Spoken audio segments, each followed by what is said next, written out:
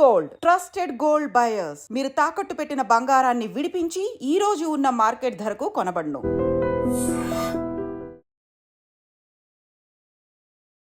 Physical gold బెస్టా, ETF బెస్టా? ఏది బెస్ట్? ఏది పెట్టుకుంటే ఇండివిజువల్కి ఉపయోగపడుతుంది? ఎందుకంటే ఎక్కువ మందికి ఇది డౌట్ ఉంటుంది. గోల్డ్ కొనాలా, ఎక్స్చేంజ్ ట్రేడెడ్ ఫండ్స్ కొనాలా, దేనివల్ల బెనిఫిట్ అవుతుంది? ఎక్కువ మంది దేన్ని చూస్ చేసుకుంటారు? ఇది ఒకసారి చూద్దాం. ఎట్లా అంటే ఇప్పుడు స్టాక్ మార్కెట్, తర్వాత రియల్ ఎస్టేటు, తర్వాత అసెట్ క్లాస్లో ఏముంది? గోల్డే ఉంది. ఇప్పుడు రియల్ ఎస్టేట్ ఇబ్బంది పడుతూ స్టాక్ మార్కెట్ పడుతున్నప్పుడు ఆల్టర్నేట్గా అసెట్ క్లాస్లో దేంట్లో పెట్టాలి? 100% గోల్డ్లోనే పెట్టాలి. అలా గోల్డ్లోనే మామూలుగా పడుతున్నప్పుడే కాకుండా సెంట్రల్ బ్యాంక్స్ అన్నీ ప్రతి సంవత్సరం 1000 టన్స్ కొంటున్నాయి. ఇదివరకు అంత లేవు. ఎందుకంటే మన పివి నరసింహారావు గారి రిఫార్మ్స్ అందరూ ఫాలో అవుతున్నారు. దానివల్ల ఏంటంటే ఏదైనా ఆపత్కాలం వచ్చినప్పుడు వాళ్ళకి సేవ్ అవుతుంది, ఇమీడియట్ క్యాష్ వస్తుంది. గోల్డ్ తనఖా పెట్టుకొని లేదా గోల్డ్ అమ్మేసి కానీ ఇమీడియట్గా వాళ్ళ ప్రాబ్లం సాల్వ్ చేసుకోవచ్చు అనే ఉద్దేశంతో ప్రతి కంట్రీ కూడా సెంట్రల్ బ్యాంక్స్, మనకి ఆర్బీఐ లాగే ప్రతి కంట్రీకి సెంట్రల్ బ్యాంక్ ఉంటుంది కాబట్టి ఆ బ్యాంకులు బై చేస్తున్నాయి. అది పాజిటివ్ న్యూస్. ఎందుకంటే గోల్డ్ కూడా ఇంత పెరగటానికి కూడా ఇదే ఒక మెయిన్ కాజ్ అనుకోవచ్చు ఒక రకంగా. ఎందుకంటే రిటైల్ కూడా పెరుగుతోంది, కానీ ఒక్కసారి రిటైల్ పెరిగితే విపరీతంగా అంత పెరగదు కదా. ఇప్పుడు 90,000 దాకా దాదాపుగా బయట మార్కెట్లో ఉంది. లిస్టెడ్ దాంట్లోనేమో ఎక్స్చేంజ్లోనేమో 87,000 రేంజ్లో ఉంది. సో ఇంకా పెరుగుతుందా అంటే ట్రంప్ టారిఫ్ టాంట్రమ్స్ ఇంకా ఉంటే ఇంకా పెరిగే ఛాన్సే ఉంటుంది. ఎందుకంటే అన్సర్టనిటీ ఉన్నప్పుడు గోల్డ్ విపరీతంగా పెరిగే ఛాన్స్ ఉంటుంది. ఎందుకంటే మరీ 1 lakh వస్తుందా, లేకపోతే 95 వస్తుందా, లేకపోతే 1,10,000 వస్తుందా అంటే అట్లా చెప్పటం కష్టం. కానీ ఏదన్నా ఇబ్బందులు ఎదుర్కొన్నప్పుడు, ఈక్విటీ మార్కెట్ ఇబ్బంది పడుతున్నప్పుడు, మ్యాక్రోస్ నెగిటివ్గా ఉన్నప్పుడు డెఫినెట్గా గోల్డ్ మీద ఎక్కువ చూస్తారు.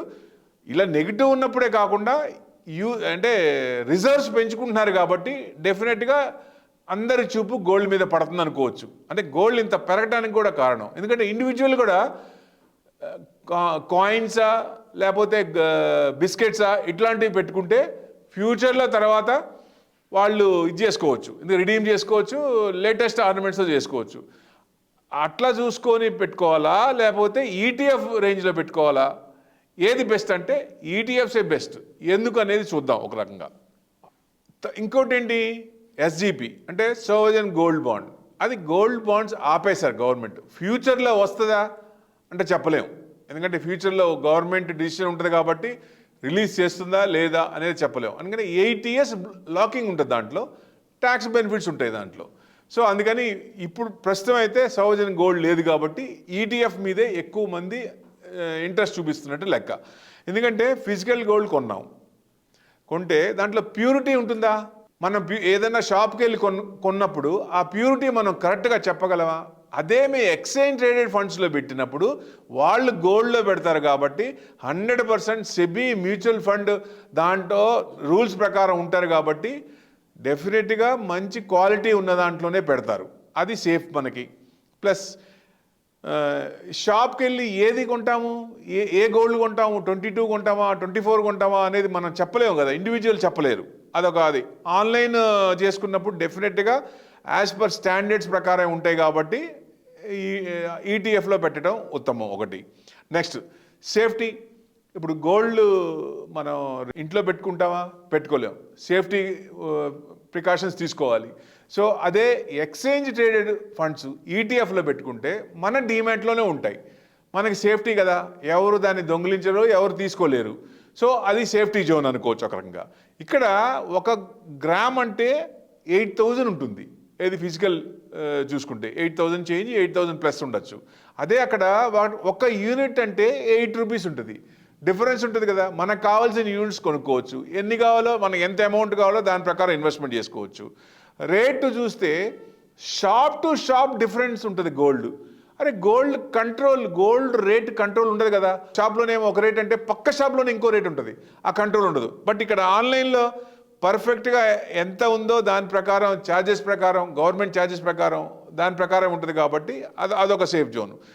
ఇప్పుడు ఫిజికల్ గోల్డ్ కొన్నాం, మేకింగ్ ఛార్జెస్ తీసుకుంటారు 10 to 25%. ఇక్కడ ఏముంటాయి, ఏముండదు కదా, ఇక్కడ మేకింగ్ ఛార్జెస్ ఏముండదు. మనం ఈటీఎఫ్లో పెట్టుకుంటాం, అవసరమైనప్పుడు రిడీమ్ చేస్తాం, అప్పుడు లేటెస్ట్ కొనుక్కుంటాం. అది మనకి పాజిటివ్ పాయింటే. తర్వాత 3% జిఎస్టీ ఉంది ఏది మన ఫిజికల్ గోల్డ్లో. దీనికి జిఎస్టీ నిల్లు, డెఫినెట్గా అది పాజిటివ్ పాయింటే, ట్యాక్స్ లేదు అక్కడ. AMC charges, demat AMC charges 0.5 to 1% yearly ఉంటాయి. ఇది కూడా పాజిటివ్ మనకి, ఇదే కదా చాలా తక్కువ పడుతుంది. సో అంటే సేఫ్టీ ప్రకంగా చూసుకుంటే డిమాట్లో ఉంటాం సేఫ్. ప్యూరిటీ తీసుకున్న గవర్నమెంట్ రూల్స్ ప్రకారం ఉంటాయి డెఫినెట్గా ఇది. ప్లస్ రిటర్న్స్ ఉంటాయా అంటే రిటర్న్స్ రెండింటికి దాదాపుగా సేమ్ ఉంటే ఈటీఎఫ్ కొంచెం ఎక్కువ ఇచ్చే అవకాశాలు ఉంటాయి. ఎందుకంటే ఈటీఎఫ్ని ఉపయోగించుకొని మనకి ప్లెడ్జ్ పెట్టుకొని ఈక్విటీ మార్కెట్లో ఎక్స్పోజర్ తీసుకుంటారు కాబట్టి దాని నుంచి ఏదైనా మార్కెట్ పడినప్పుడు, ఏదైనా స్క్రిప్ట్ పడినప్పుడు ఆ అవకాశాన్ని సద్వినియోగం చేసుకుంటే మామూలు ఇంట్రెస్ట్ కంటే ఎక్కువ ఇంట్రెస్ట్ వస్తుంది కాబట్టి అది ప్లస్ పాయింట్ అవుద్ది, సర్ప్లస్ అవుద్ది మనకి. సో డెఫినెట్గా అది ఒక పాజిటివ్ పాయింట్. ట్యాక్స్ ఏంటి పరిస్థితి? ఇప్పుడు ఫిజికల్ గోల్డ్ 2 years పెట్టుకుని 2 years దాకా ఉంటే షార్ట్ టర్మ్ క్యాపిటల్ గెయిన్స్ ఉంటుంది. So short term capital gains అంటే ఇప్పుడు మన ట్యాక్స్ స్లాబ్ ప్రకారం ఏ స్లాబ్లో ఉన్నామో ఈ వచ్చిన ప్రాఫిట్ దాంట్లో యాడ్ చేసి అక్కడి నుంచి చేస్తారు. అదే లాంగ్ టర్మ్ అయితే 12.5% ఉంటుంది. అలాగే మీకు క్యాపిటల్ గెయిన్ ట్యాక్స్ ఇక్కడ చూస్తే 12 months బిలో అయితే మనకి ఇండివిజువల్ ట్యాక్స్ ప్రకారం యాడ్ చేస్తారు.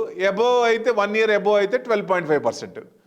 సో ఓవరాల్గా చూస్తే ఫిజికల్ గోల్డ్ కంటే ఈటీఎఫ్ఏ బెస్ట్, 100% ఈటీఎఫ్ బెస్ట్. అన్ని రకాలుగా సేఫ్టీ మెజర్స్ ఉన్నాయంటే ఈటీఎఫ్లోనే పెట్టుకుంటే ఉత్తమం. ఎప్పుడైతే మనకి అవసరం ఉందో, మనకి సపోజ్ నెక్స్ట్ 5 years 10 years ఉపయోగం ఉందనుకోండి, అవసరం ఉంది, పెళ్ళో లేకపోతే ఫంక్షనో ఏదైనా ఉంది, కావాలనుకున్నాం, మనం లేటెస్ట్ కావాలనుకున్నాం, ఈటీఎఫ్లో పెట్టి ఆ టైంలో రిడీమ్ చేసి హ్యాపీగా మనం లేటెస్ట్ ఆర్నమెంట్స్ కొనుక్కోవచ్చు. సో డెఫినెట్గా ఇది పాజిటివే కదా.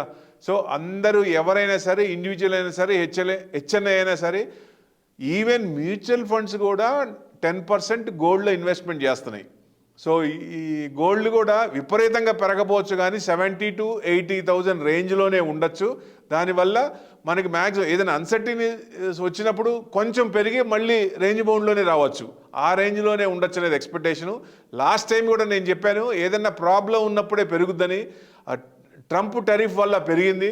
సో డెఫినెట్గా అవి కొంచెం సెటిల్ అయినప్పుడు మళ్ళీ కొంచెం ఈ 70,000 to 80,000 రేంజ్లోనే ఉండొచ్చు అవకాశం. ఎందుకంటే రిజర్వ్స్ పెరుగుతున్నాయి కాబట్టి, దాన్ని ఎక్రూడ్ చేస్తున్నారు కాబట్టి, దాని ప్రకారం మనం చూస్తే విపరీతంగా పడే ఛాన్స్ లేదు, విపరీతంగా పెరిగే ఛాన్స్ లేదు. ప్రొవైడెడ్ ఏదన్నా ఇబ్బందులు లేకుండా ఉన్నప్పుడు. ఇబ్బందులు ఉంటే కొంచెం పెరిగి మళ్ళీ తగ్గే అవకాశాలు ఎక్కువ ఉంటాయి.